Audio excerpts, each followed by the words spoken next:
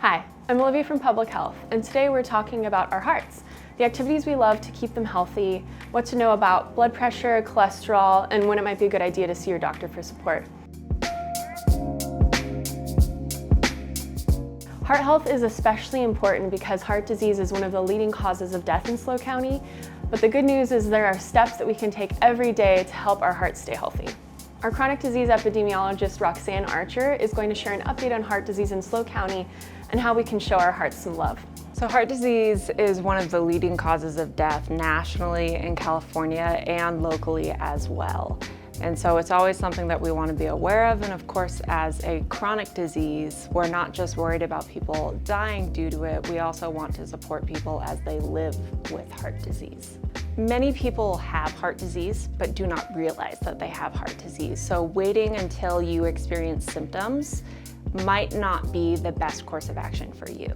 So visiting your healthcare providers regularly so that you can get screening for your cholesterol, for your blood pressure, and other functional activities of your heart is going to be good. If that is not feasible, doing lifestyle modifications is always going to be beneficial. The important thing about exercise is that there's the recommendation, which is about 30 minutes a day, 5 days a week.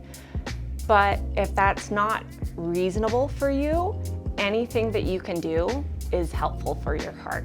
So if you can take a 2-minute walk around the block, do some yoga, positional exercises, anything that you can do to get your heart pumping more and increase that heart rate is beneficial. So a heart-healthy diet is not a rigid definition. It can fit your preferences and your individual taste, but generally speaking, you're gonna want a diet that is lower in salt, lower in saturated fats, so fats from highly processed meats such as salami and sausage, full-fat cheese, full-fat dairy products, and then you want to try to make sure that your diet is rich in fruits and vegetables, and especially if you can, a diet that is rich in fiber. So things like oatmeal are high in soluble fiber, and then there's other types of fiber, insoluble fiber, that can be found in a variety of plants. So I'm going to share a heart-healthy recipe that is easy to prepare in advance, and it makes for a great breakfast for the whole family. So this is going to be overnight oats. This is something that I've eaten for, at least a year. And so it's pretty simple ingredients. It's stuff that you can keep around the house. It's all relatively shelf stable with the exception of milk.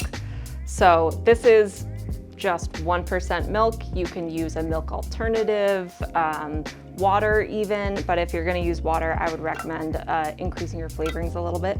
So this is about a ½ cup, and you want to use twice the amount of liquid as you do oats. So I have a ¼ cup of oats right here, and I'm just gonna dump that straight in.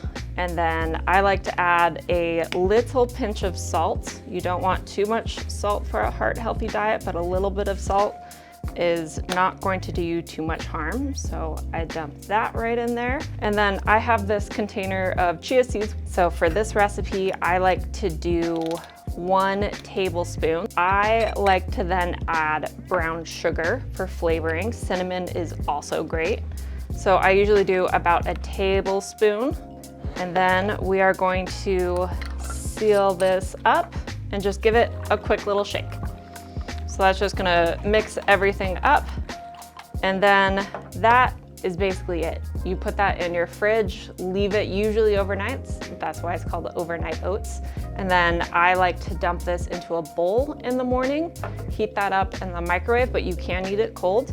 And then my personal favorite topping is about a ¼ of a Granny Smith apple with some cinnamon on top, and I find that to be a great breakfast to start your day. Thanks, Roxanne. Our team is here to help answer your questions. If you need more information, give us a call at 805-781-5500 or learn more at slopublichealth.org. Take care, SLO County. We'll see you next time.